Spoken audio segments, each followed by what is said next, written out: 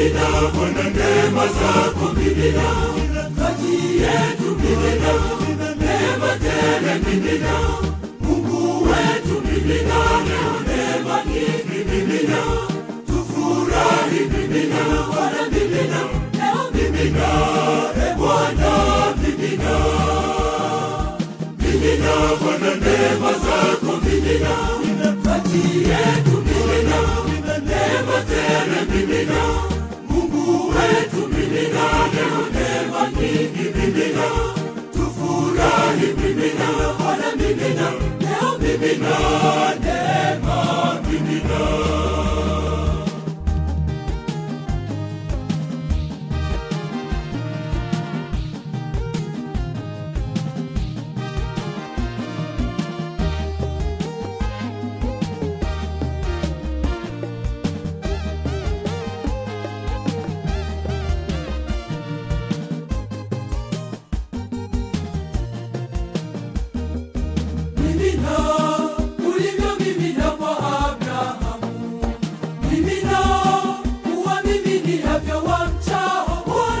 Mimina Bwana neema zako mimina kati yetu mimina neema tele mimina Mungu wetu mimina leo neema nyingi mimina tufurahi mimina Bwana mimina leo mimina Bwana mimina mimina Bwana neema zako mimina kati yetu mimina neema tele mimina Mungu wetu mimina leo neema nyingi mimina tufurahi mimina Bwana mimina leo mimina neema mimina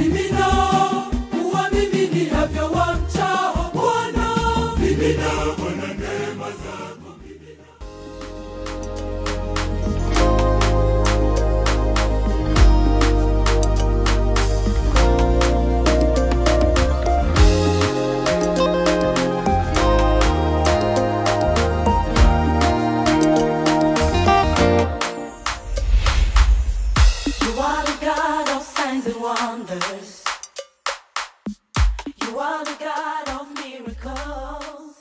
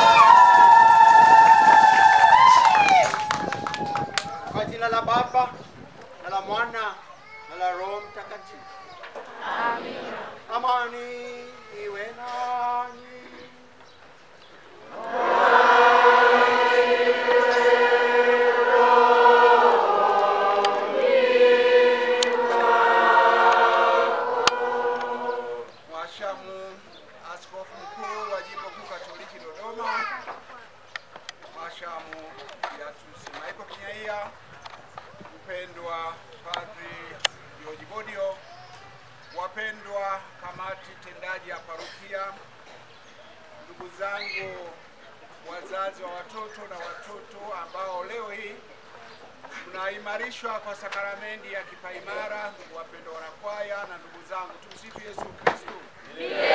Amina. Karibuni wapendwa siku ya leo katika adhimisho kuu. Tunayo furaha ya kuwa na baba yetu mchungaji mkuu wa Jimbo Kuu Katoliki la Dodoma anayekuja kuwapatia vijana wetu 54 sakramenti ya kipaimara kama sehemu ya kuimarisha, kuhakikisha kwamba kweli wamekuwa wafuasi wa kweli wa Bwana wetu Yesu Kristo. Furaha hii ambaye baba yetu mchungaji mkuu tunaye hapa ni furaha ya sisi sote. Tunamkaribisha sana baba katika sehemu yake, ikiwa ni sehemu ya moja ya parokia zake, ili aweze basi kuwatolea vijana wetu hiyo sakramenti kubwa ya kipaimara, ambaye ndio sakramenti ya kuimarisha na wapate Roho Mtakatifu akafanya kazi vizuri. Baba, tunakaribisha utuongoze kwa ibada ya misa takatifu. Karibu baba. Nikushukuru baba paroko kwa makaribisho hayo. Na mimi sasa niwakaribishe tujiunga na wenzetu duniani kote kuadhimisha Jumapili ya 4 ya Pasaka. Na kwa namna pekee tunaiombea miito. Tunawaombea vijana, wavulana kwa wasichana ambao Mwenyezi amewaita wawe tayari kuitika ili waweze kuwa mapadre na watawa. Basi tukiwa na hilo na tukijua sisi ni wadhambi, tujute dhambi zetu. Simama tu na kuungamia.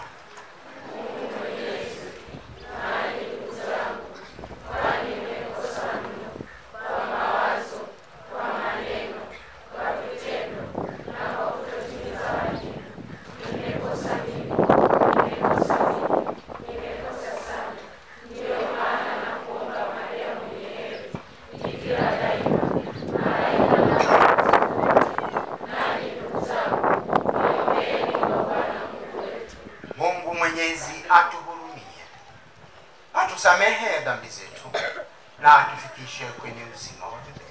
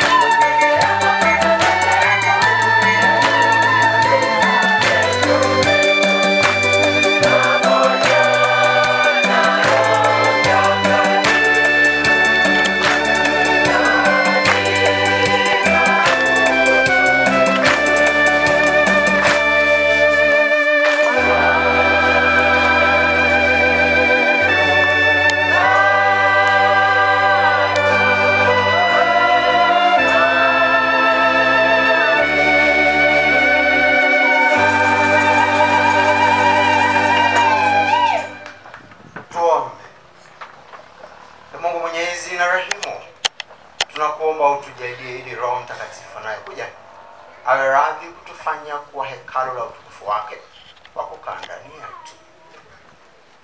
Tunaomba hayo kwa njia ya Bwana wetu Yesu Kristo mwanao, anaishi na kutawala nawe katika umoja wa Roho Mtakatifu Mungu daima na milele.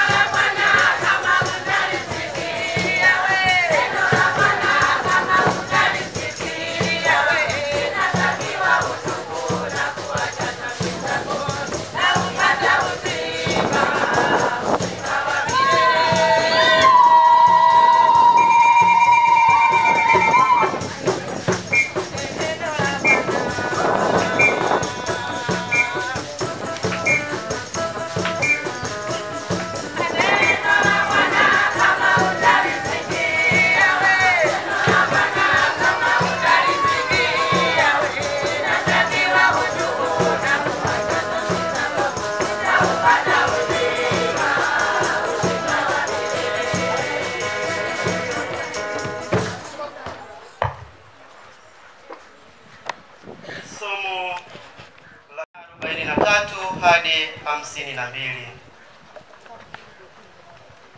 Paulo na Barnaba wakatoka Pege, wakapita kati ya nchi, wakafika Antiokia, mji wa Pisidia, wakaingia katika sinagogi siku ya Sabato, wakaketi.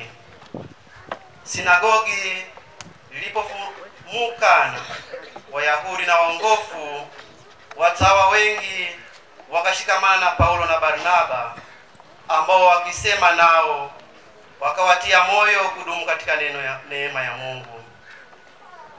Hata Sabato ya pili, watu wengi karibu mji wote wakakusanyika wasikie neno la Mungu. Bali Wayahudi walipowaona makutano wakajaa wivu, wakayakanusha maneno yaliyonenwa na Paulo, wakibishana na kutukana. Paulo na Barnaba wakanena kwa ushujaa, wakasema, ilikuwa lazima neno la Mungu linenwe kwenu kwanza, lakini kwa kuwa mnalisukumia mbali na kujiona nafsi zenu kuwa hamkustahili uzima wa milele, angalieni, twawageukia mataifa. Kwa sababu ndiyo tulivyoamuliwa na Bwana, nimekuweka uwe nuru ya mataifa, upate kuwa wokovu hata mwisho wa dunia. Mataifa waliposikia hayo wakafurahi, wakalitukuza neno la Bwana, nao waliokuwa wamekusudiwa uzima wa milele wakaamini. Neno la Bwana likaenea katika nchi ile yote. Lakini Wayahudi wakawafitinisha wanawake watawa wenye cheo na wakuu wa mji, wakawataharakisha watu wawauzi Paulo na Barnaba, wakawatoa katika mipaka yao. Nao wakakung'uta mavumbi ya miguu yao, wakaenda Ikonio. Na wanafunzi walijaa furaha na Roho Mtakatifu. Neno la Bwana.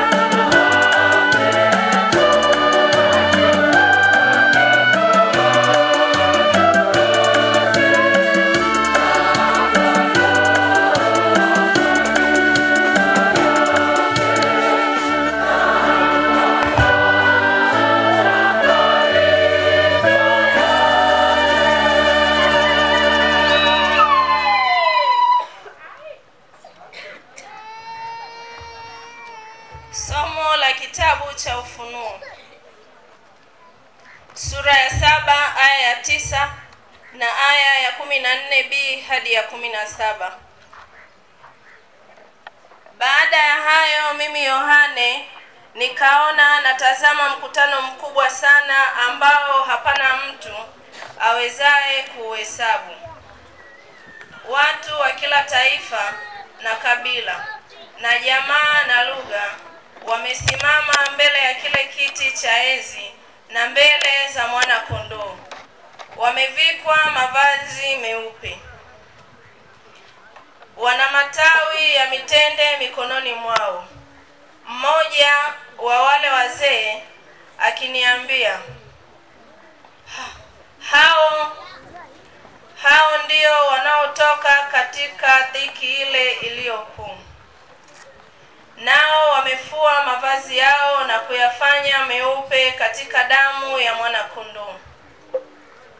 Kwa hiyo wako mbele ya kiti cha enzi cha Mungu, nao wamtumikia mchana na usiku katika hekalu lake.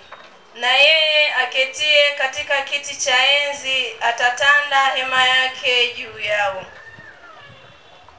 Hawataona njaa tena, wala jua halitawapiga, wala hari iliyo yote. Kwa maana huyo mwana kondoo aliye katika kiti cha enzi atawachunga, naye atawaongoza kwenye chemchemi za maji yenye uhai. Na Mungu atayafuta machozi yote katika macho yao. Neno la Bwana.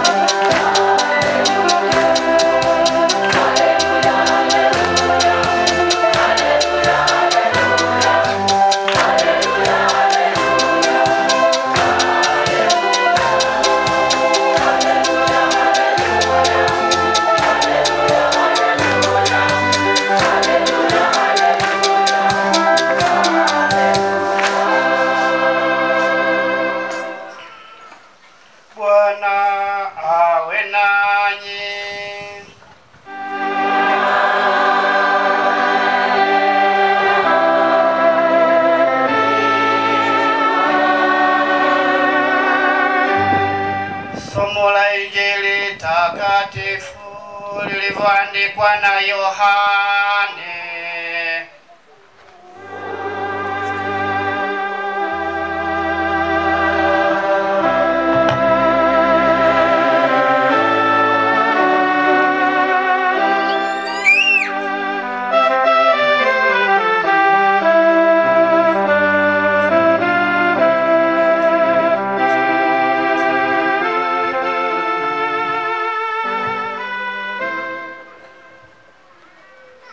Injili ya Yohane sura ya 10 aya 27 hadi aya ya 30.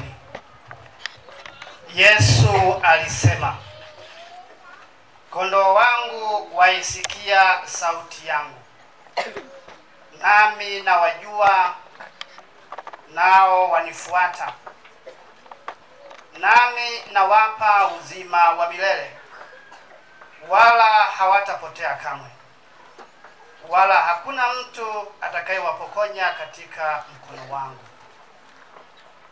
Baba yangu aliyenipa hao ni mkuu kuliko wote, wala hakuna mtu awezaye kuwapokonya katika mkono wa Baba yangu. Mimi na Baba tu umoja. Neno la Bwana.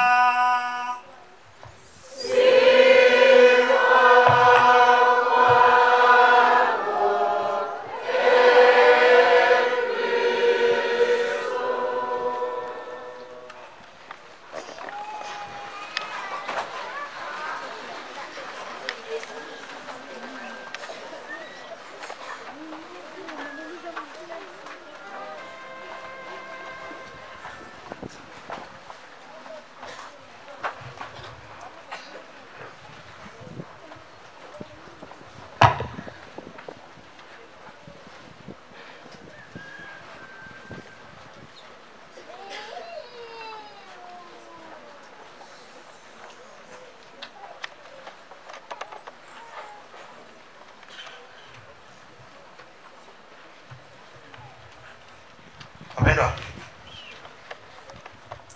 tumesikia katika Injili Yesu anasema yeye ni mchungaji.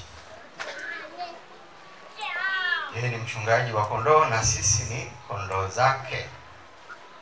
Sidhani kama wazo la mchungaji ni gumu kwetu. Wakati tunaingia jetini hapo, tumekutana na ng'ombe, kundi la ng'ombe. Na nadhani baadhi walitaka waje wale mboga za paroko. Lakini mchungaji akawahi akarudisha njiani. Na ndio kazi ya mchungaji kuhakikisha kwamba wale anaowachunga wale wanakuwa katika mahali sahihi. Na alikuwa anawapeleka wakale majani, washibe, wanywe maji, washibe, wapate afya. Kwa Yesu anasema yeye vile vile ni mchungaji. Lakini badala ya kuchunga mbuzi na ng'ombe, anachunga sisi, ndio kondoo wake.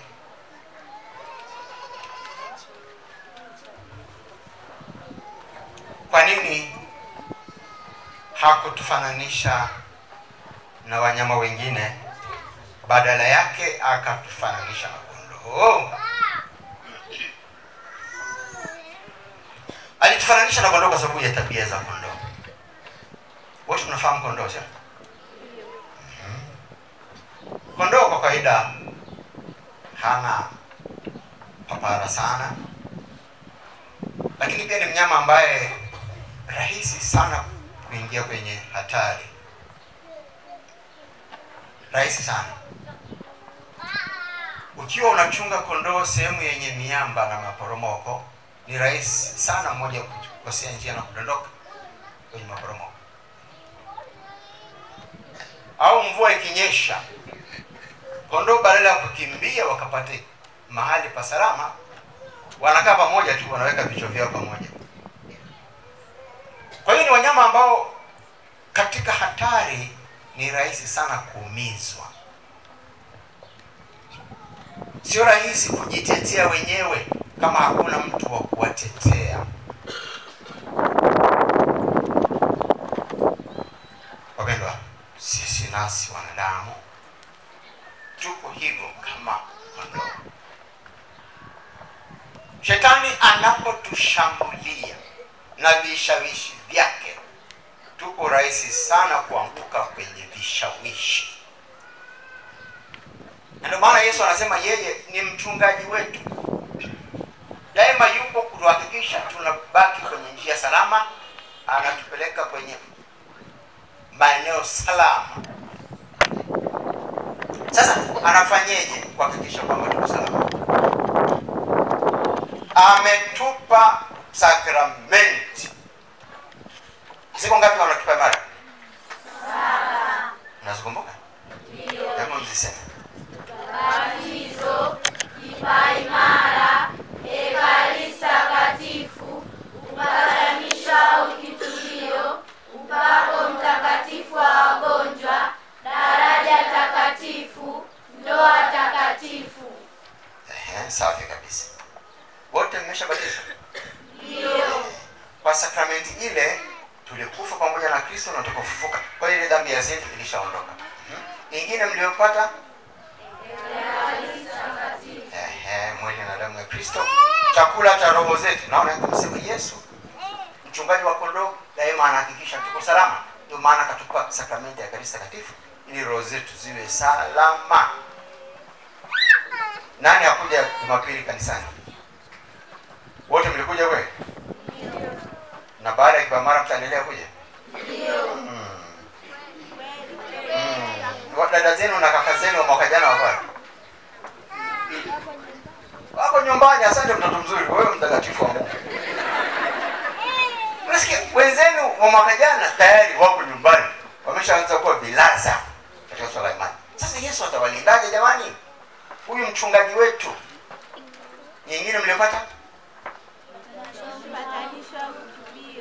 Kitubio. Na chenyewe kazi yake ni kusafisha dhambi zetu tunapomkosea Mungu. Naona yote ni Yesu anakulinda.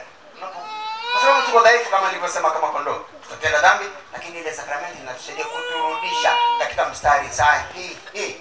Si ndio? Wanaombeni sana hiyo sakramenti tuipende, ndio tunaipata mara kwa mara.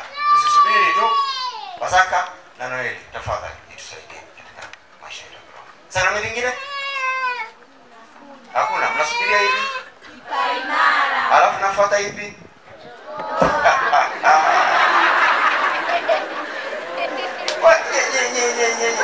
Sawa. Hawa wanandoa, hawa mabadi wanandoa. Nakubali kwamba ndoa ndio sakramenti ambayo ina wengi, lakini jamani kuna na upadre, kuna na watawa, masista, nyia, wasichana na mabrother. Ndio maana leo tunasema Jumapili ya mito. Tunaombeni wale mnaojisikia kufanya hiyo kazi ya Mwenyezi nje ili tuwasaidie muweze kufikia. Sawa Kwa hiyo sakramenti zote kifupi basi zinalenga katika kuturudisha katika njia sahihi. Kristo mchungaji wetu anatuchunga tuwe salama.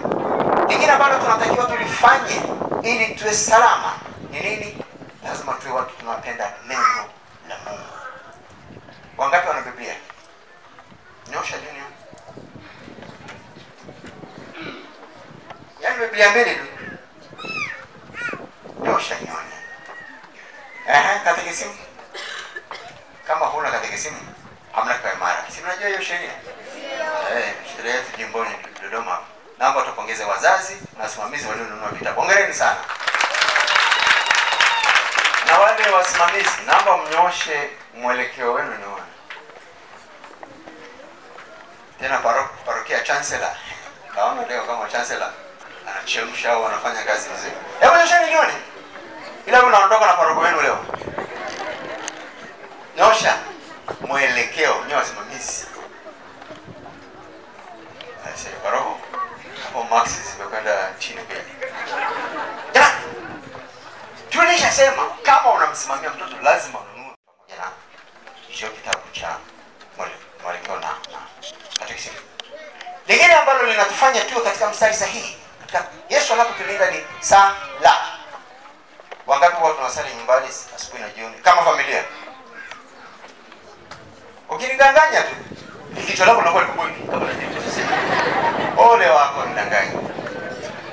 Nashukuru angalau mnaosali na nawapongezeni wazazi na ninyi. Asanteni sana. Naomba kila familia jamani tusali asubuhi na jioni angalau Wengine wanaweza wasiwepo. Baba labda atakwenda kazini mapema au mama wanani. Mliobaki msali. Na weekend baba upo, mama upo. Tusali wote. Tafadhali. Kwenye jumuiya tusali. Tupate jumuiya zenye nguvu. Jumuiya zikiwa nguvu, parokia inakuwa yenye nguvu vile vile. Namba hilo tilie mkazo kabisa. Ndio Yesu anatusaidia kutulinda, kutuweka katika mstari sahihi. Twende katika somo letu la kwanza. Tumemsikia Paulo na Barnaba wanakwenda wahubiria kwanza Wayahudi, wakawabatiza, wakawa Wakristo. Hamna shida. Halafu wanageukia watu wa mataifa au wapagani, na wenyewe wakawabatiza, wakawa Wakristo. Likawa tatizo likazuka pale. Tatizo likazuka. Wale Wayahudi wakaanza kulalamika. Kwa nini? Wanauliza Paulo na Barnaba, kwa nini mkawabatize hawa wapagani kabla hawajatahiriwa? Najua Wayahudi kitu kilichofanya wajitambue kama Wayahudi na taifa teule ilikuwa ni kule kutahiriwa kwa wavulana. Sasa hawa wapagani walikuwa hawajatahiriwa. Kwa hiyo wanawagombeza kina Barnaba, mnawezaje kubatiza hawa hajawa Wayahudi kwanza ndio mwabatize? Kwa maneno mengine wanataka hawa wapagani wawe kwanza na mila za Kiyahudi alafu ndio wabatize. Paulo anawaambia hapana, hata Ukristo unapokea mtu yeyote katika mazingira yake, mradi utamaduni wake usipingane na neno la Mungu. Hiyo tu. Tutakuwa tofauti, lakini kama tamaduni haipingani na neno la Mungu, tunamkaribisha. Kwa hiyo tunakuwa ni wengi, lakini kila mtu kwa utamaduni wake ambao ni sahihi. Nasema hilo kwa sababu niliwahi kukutana na watu wafugaji. Wakaniambia, sasa baba, anajua baadhi yenu mko wafugaji. Hivi kwa nini wakati wa misa tutumie divai? Kwa nini tusitumie maziwa badala ya divai? Sisi tunazalisha maziwa bali. Pike maziwa bali. Pale hapo inaona kikombe weka maziwa fresh. Nikakutana na wengine ambao walikuwa walichemsha zaidi. Hawa waliniambia hivi, pale anasema huu ndio mwili wangu. Sasa jamani, si ungekuwa na kipande cha nyama pale? Anaposema huu mwili wangu, alinua kipande la nyama hilo. Alafu na sania litayarishwe mbavu zile, ndipo wakati kwa jitu tunagawiwa mbavu za mbuzi. Tunakula. Nasema mwili wangu huu. Na wengine wakaniambia na kikombe kile tungeweka kisusio. Tengeneza ile damu vizuri ya mbuzi litumike pale. Oni ingependeza? Nikamwambia hapana. Hapana, kwa sababu kama Yesu angetaka kufanya hivyo, ile siku alipoweka Ekaristi Takatifu angefanya. Mezani pale wakati wanakula walikuwa na nyama vile vile, tena ya kondoo. Lakini Yesu hakuchukua ile nyama, badala yake anachukua mkate. Hakuchukua supu iliyokuwa mezani nasema hii weka ndio hivi.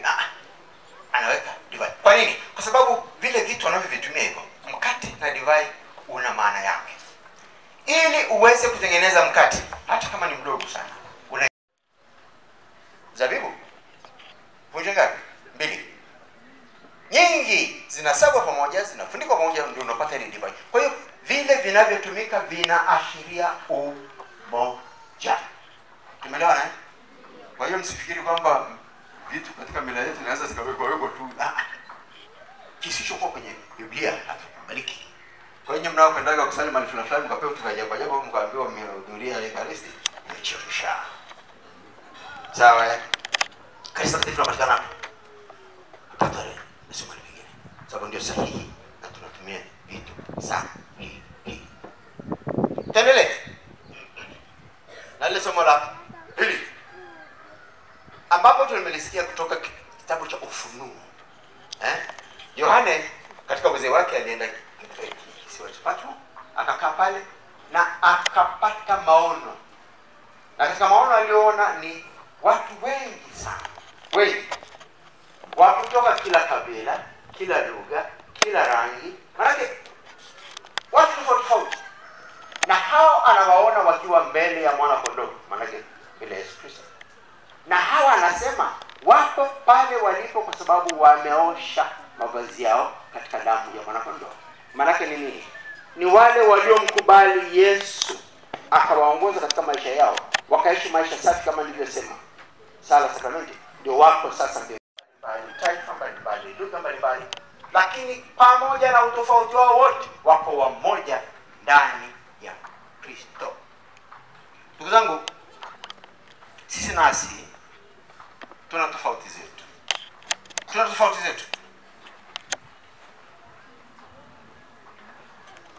Wengine tuko labda familia moja, nasema sisi wa ukoo fulani, wengine sisi wa kijiji fulani, wengine sisi wa chama fulani, wengine sisi wana Simba, wengine sisi wana Yanga, wengine yani ndani mbali. Lakini pamoja na tofauti wetu wote huo, unapokwenda kanisani utazame ukasema nani kwanza ameketi hapa? Ni mwana Simba au mwana Yanga mwenzangu? Au wewe ni chama gani wewe? Chama cha au wewe ni ndugu yangu au si ndugu yangu? Wewe kabila langu. Hatutazami hiyo. Unaingia kwenye kiti, haijui uko nani, tunasali kwa amani, si ndio? Ndio. Na ndivyo inavyotakiwa. Lakini kwa bahati mbaya sana, ndugu zangu, tunapokuja wakati wa uchaguzi, kwa bahati mbaya sana huwa tunasahau huo umoja. Mwaka huu tutakuwa na uchaguzi. Kuna chaguzi mbili. Kuna uchaguzi wa serikali, wa kuchagua nadhani madiwani, wabunge, rais, hivyo. Lakini pia kuna uchaguzi wa viongozi wa parokia zetu, jumuiya zetu, hivyo. Mwezi huo muda ni ule. Sasa huo wakati ndio kwa bahati mbaya sana huo tofauti unaweza chomeka. Wewe wapi? Huyu wapi? Tafadhali. Kristo anatuambia tuko tofauti lakini lazima tubaki pamoja. Kwa hiyo naomba sana tutakapoingia kwenye uchaguzi wa kuchagua mwenyekiti wetu hapa na nani, naomba tujali mtu mwenye uwezo. Na uchaguzi wote tutakaoingia, usijali huyu ni nani, ninahusiana naye vipi, jali kwamba huyu ana uwezo wa kuongoza kama vile Kristo anatuongoza sisi wote bila kujali rangi, kabila au chochote. Tumeelewana? Mwenyezi Mungu tusaidie sana. Kila mmoja aendelee kudumisha umoja wa kanisa, umoja wa parokia na umoja wa taifa la Tanzania. Tumsifu Yesu Kristo.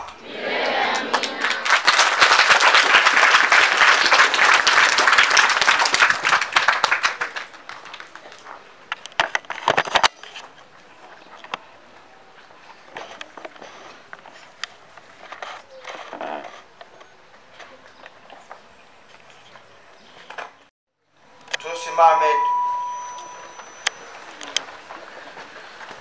kurudia ahadi ya ubatizo. Namkataa shetani na mambo yake yote na ila zake zote. Ninamkataa. Nasadiki kwa Mungu Baba Mwenyezi, Mungu wa mbingu na dunia.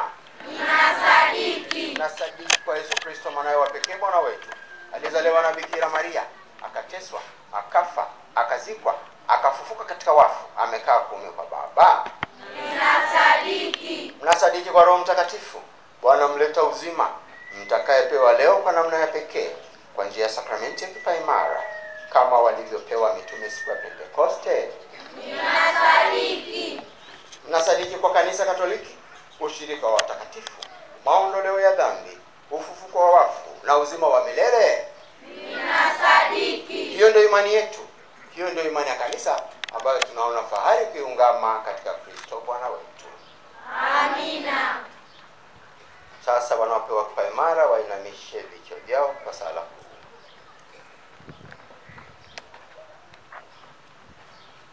Ndugu zangu, tumuombe Mungu Baba Mwenyezi kwa wema wake awatie Roho Mtakatifu wanawe hawa wateule waliozaliwa katika uzima wa milele kwa ubatizo. Naye Roho Mtakatifu atawaimarisha kwa mapaji yake maridhawa, na kwa mpako wake atawafanya wafanane na Kristo mwana wa Mungu. Ewe Mungu Mwenyezi, Baba wa Bwana wetu Yesu Kristo, iwe uliowazaa upya watumishi wako hawa kwa maji na kwa Roho Mtakatifu, ukawaokoa katika dhambi. Basi Bwana, watie Roho Mtakatifu mfariji, wape roho wa hekima na akili, roho wa shauri na nguvu, roho wa elimu na ibada, wajaze roho wa uchaji wako. Tunaomba hayo kwa njia ya Kristo Bwana wetu. Amen.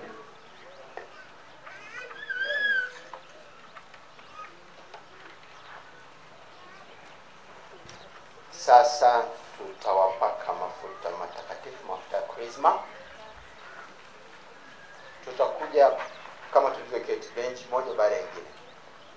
Na niwaombe wasimamizi, ukimwona mtoto unayemsimamia amesha kuja hapa mbele, njoo kaa upande wake wa kushoto. Moja, mbili, mshike bega.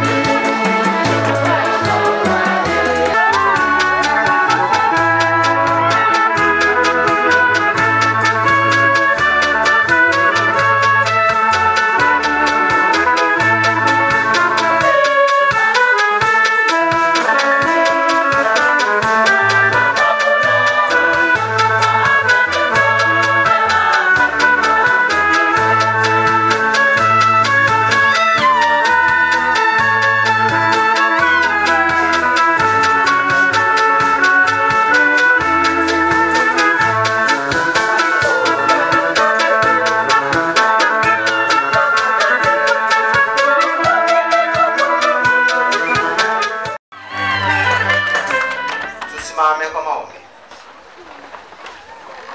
Ndugu zangu, tunapofurahia sakramenti ya kipaimara kwa vijana wetu, na tunapofurahia siku ya leo, siku ya mito, na tunapofurahia baraka nyingi kutoka kwa Mwenyezi kwa parokia yetu, tupelekee Mungu maombi yetu.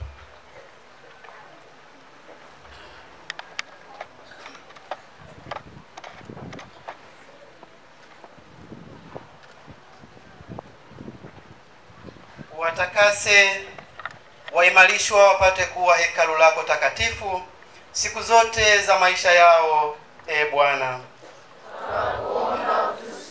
Watie moyo waimarishwa hawa wamshuhudie Kristo kwa mwenendo mwema, Bwana. Wape hekima hawa waliopata kipaimara, wachague kila mara yaliyo mema, na uwape nguvu wamtii Kristo na wakubwa wao, Bwana. Waimarishe waimarishwa wetu, watetee imani yao katika matatizo ya maisha, Bwana. Wasaidie waimarishwa wasione aibu kwa ajili ya imani yao, Bwana. Uwazidishie uchaji ili wamwabudu Mungu faragani kwa ibada, Bwana. Waongoze wawe viongozi wazuri wa Kikristo katika dini na mambo ya siasa, Bwana.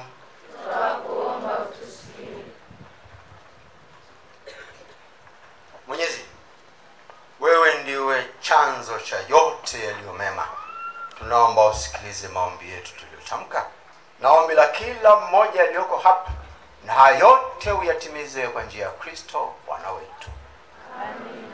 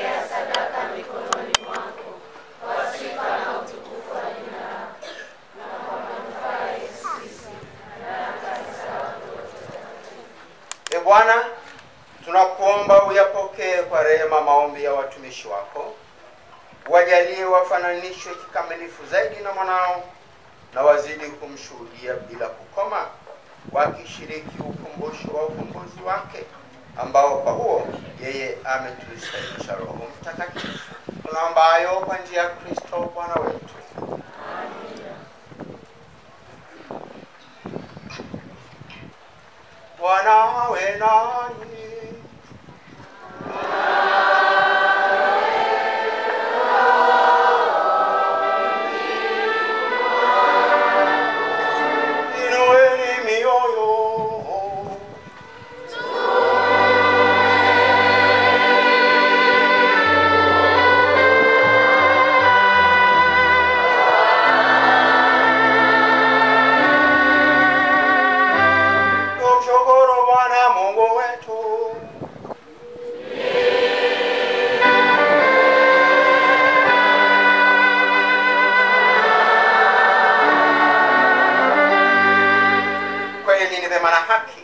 Tendo la kufana la kuleta wokovu, tukushukuru wewe daima na popote. Bwana Baba ule mtakatifu, Mungu mwenyezi wa milele, kwa njia ya Kristo Bwana wetu. Yeye alipaa juu ya mbingu zote, akaketi kuume kwako, akatimiza ahadi ya kumpeleka Roho Mtakatifu anayetufanyia wanao.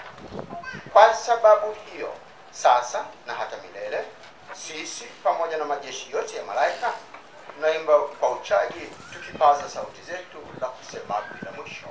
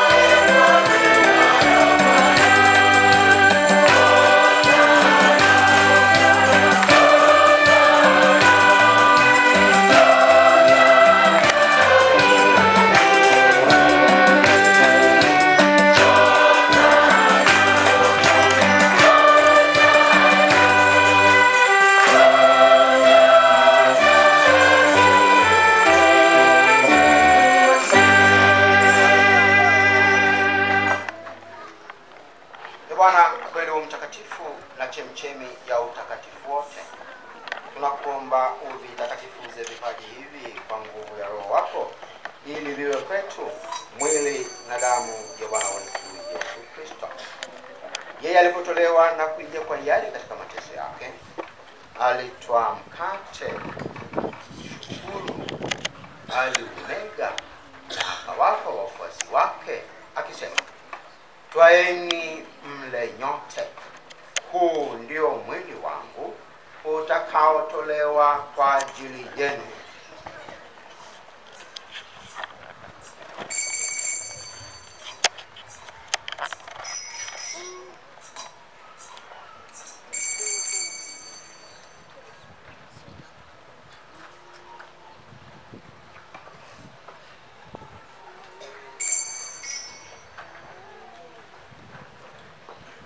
Vivyo hivyo baada ya kula, akitwaa kikombe na kukushukuru tena, aliwapa wafuasi wake akisema, twaeni mnywe nyote, hiki ndicho kikombe cha damu yangu, damu ya agano jipya na la milele, itakayomwagika kwa ajili yenu na kwa ajili ya wengi kwa maondoleo ya dhambi. Fanyeni hivi kwa ukumbusho wangu.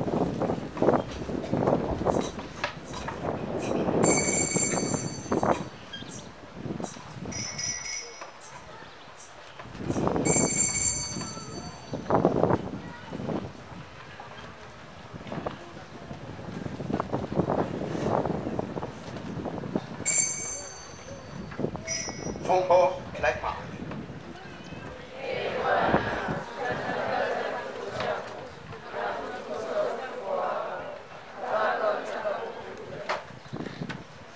Kwa hiyo Bwana, tunapoadhimisha ukumbusho wa kifo na ufufuko wake mwanao, tunakutolea mkate wa uzima na kikombe cha wokovu. Tunakushukuru kwa kuwa umetusaidia kusimama mbele yako na kukutumikia. Pia tunakusihi kwa unyenyekevu, ili kwa kushiriki mwili na damu ya Kristo tukusanywe na Roho Mtakatifu tupate kuwa jamaa moja. Bwana, ulikumbuke kanisa lako lilienea popote duniani, ulikamilishe katika mapendo, pamoja na Baba Mtakatifu wetu Leo wa 14 na askofu wetu mkuu Beatus Michael Kinyaia na askofu msaidizi Wilbrod Henry Kibozi na waklero wote. Wakumbuke pia ndugu zetu waliofariki dunia wakiwa na tumaini la ufufuko, na marehemu wote waliofariki dunia katika huruma yako wapokee kwenye nuru ya uso wako.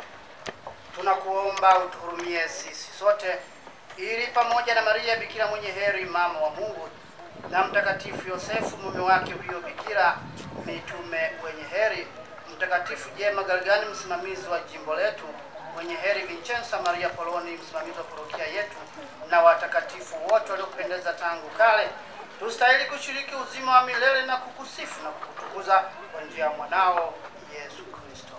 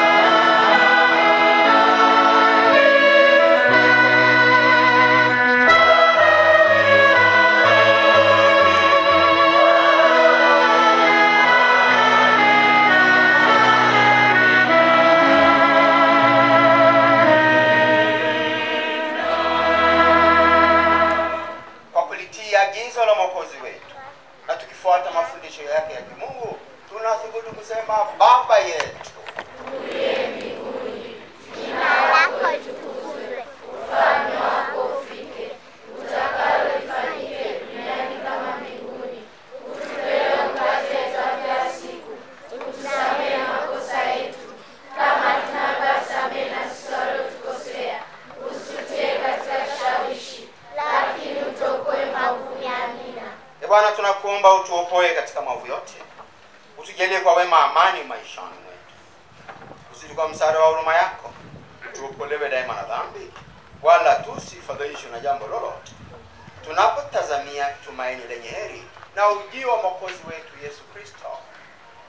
Ufalme wako na nguvu na utukufu hata milele. Bwana Yesu Kristo, uliwaambia mitume wako, amani na waachieni, amani yangu na wako. Usizitazame dhambi zetu, ila tu imani ya kanisa lako. Upende kulijalia amani na umoja kama yalivyo mapenzi yako. Unaishi na kutawala daima na milele.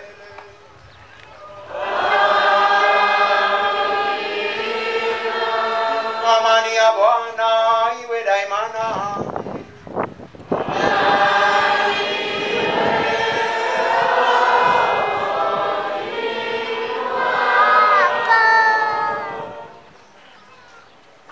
Mpeane amani.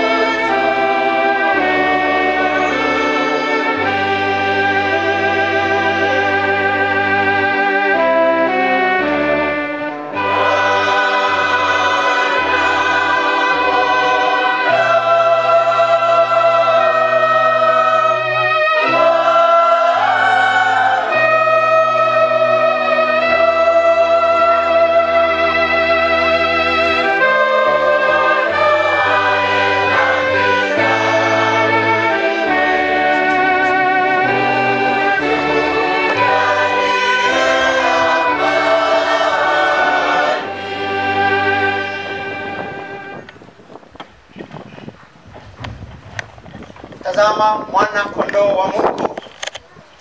Tazama ondoaye dhambi za ulimwengu. Heri hao walioalikwa kwenye karamu ya mwana kondoo. Ee Bwana, sistahili kuja kwangu, lakini sema neno tu, na roho yangu itapona.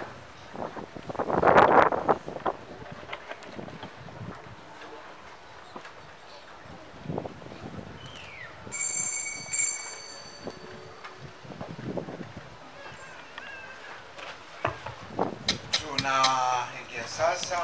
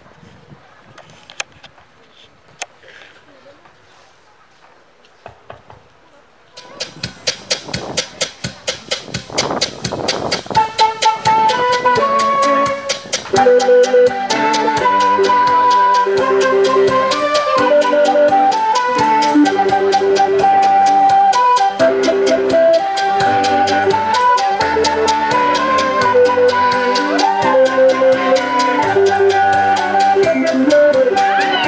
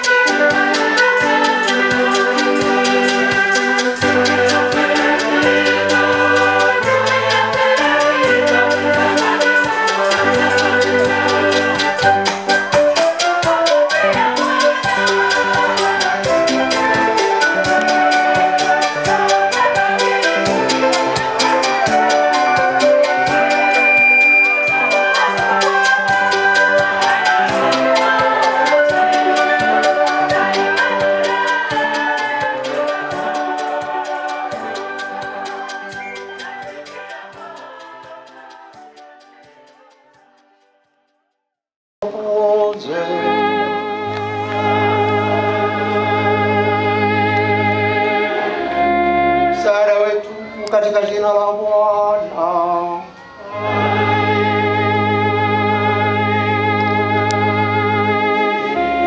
Abariki Mungu Mwenyezi, Baba na Mwana na Roho Mtakatifu.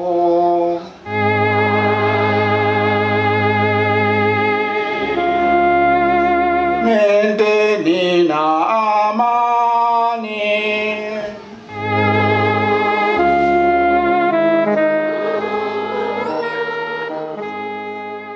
Nafuata